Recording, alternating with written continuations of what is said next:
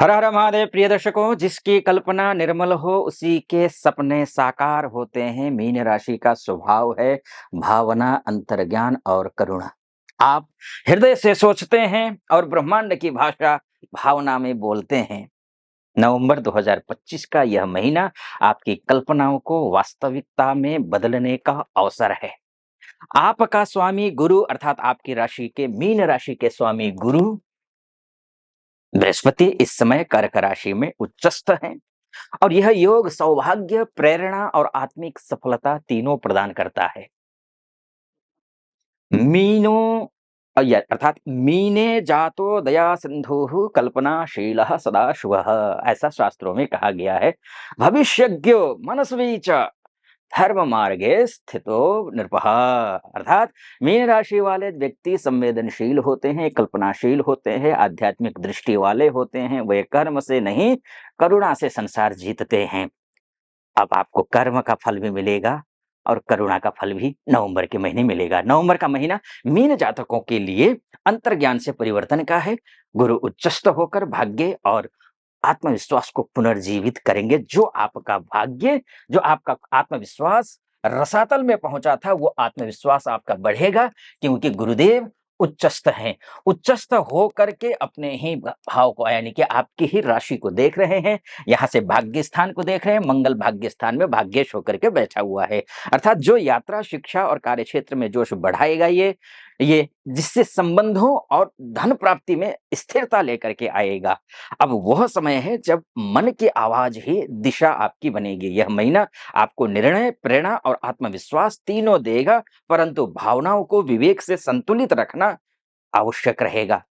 सबसे पहले स्वास्थ्य की बात कर लेते हैं कि आपका स्वास्थ्य कैसा रहने वाला है।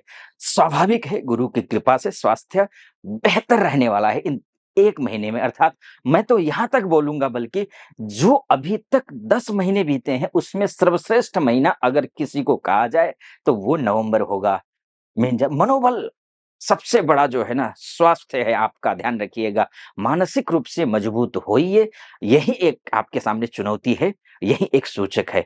योग कीजिए, ध्यान कीजिए। नीले रंग के वस्त्र धारण आपके लिए नहीं करना चाहिए क्योंकि नीले कलर के वस्त्र धारण करते ही शनि एक्टिवेट होंगे। शनि को बहुत ज्यादा एक्टिवेट मत कीजिए। अधिक कल्पना या चिंता से बचिए।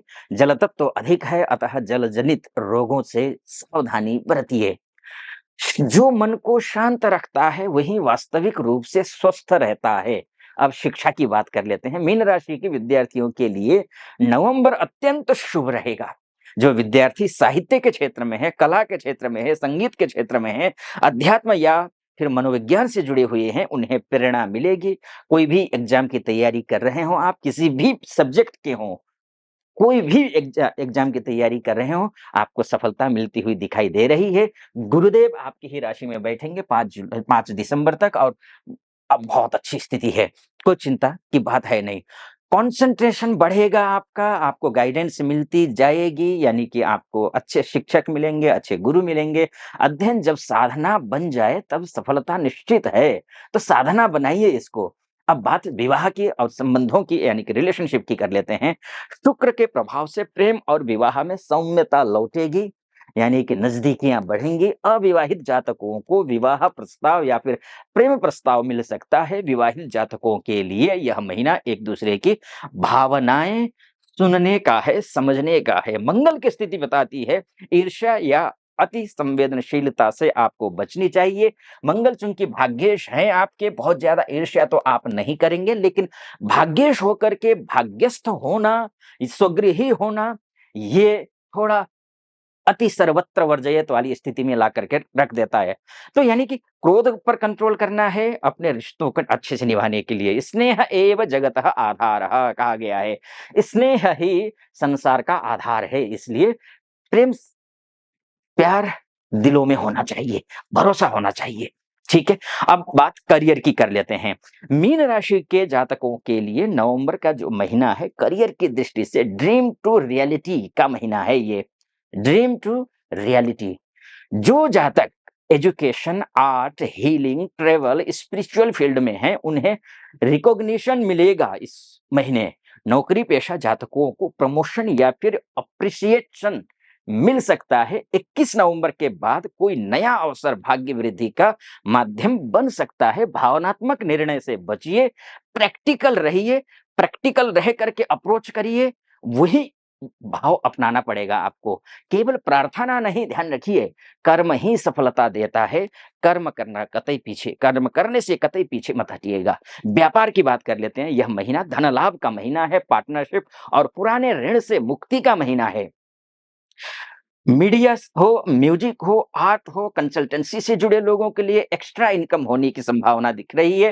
किसी नए निवेश या फिर प्रॉपर्टी डील के लिए 20 नवंबर के बाद का जो समय है वो शुभ है, परंतु भावनाओं में आकर के किसी को उधार मत दे देना। अगर उधार दे दिए तो पैसे वापस नहीं आएंगे। विवेक ही धन की सुरक्षा है, ध्यान रखिए। विवेक वित्तर लक्षणम कहा गया है। तो विवेक से काम कीजिए, धन अनावश्यक रूप से मत दीजिए। मानते हैं आप बहुत दानवीर हैं, दान करने में किसी का दुख दर्द नहीं देख पाते हैं, बावजूद इसके मैं बोलूंगा जहां बहुत ज्यादा जरूरत हो किसी को वहीं दीजिएगा।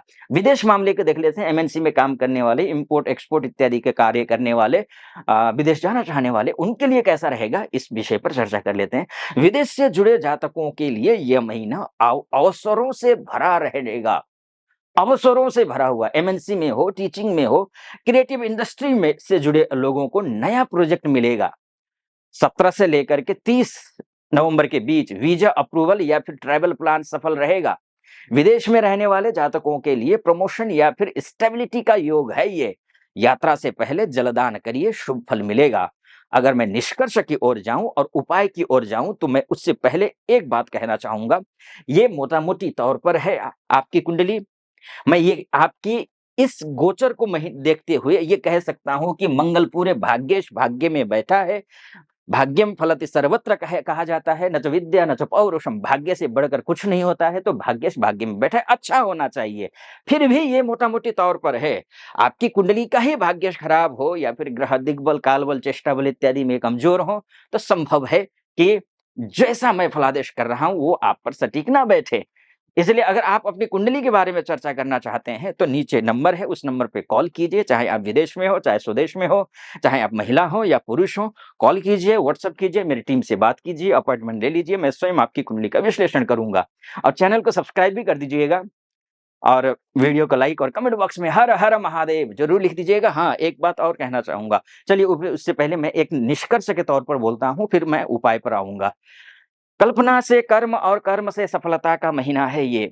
कल्पना से मीन राशि वालों के लिए नवंबर 2025, कल्पना से कर्म और कर्म से सफलता का महीना है। आपके सपने अब दिशा पकड़ रहे हैं और गुरु का उच्च स्थान कह रहा है, सिर्फ सोचो मत, अपनी सोच को जियो। ये निष्कर्ष है। अब उपाय समझ लीजिए। ग्रह कमजोर है मानकर चलिए, तब क्या होगा? उपाय तो करना पड़ेगा और विधि विधान आपको सही पता होता नहीं है। इस वजह से मैंने एक उपाय उपाय को लेकर के, क्योंकि वर्षों से आप उपाय करते आ रहे हैं, मंत्र जाप कर रहे हैं, दान कर रहे हैं, सब कुछ कर रहे हैं, लेकिन सफलता नहीं मिल पा रही है। स्थिति वैसी की वैसी है।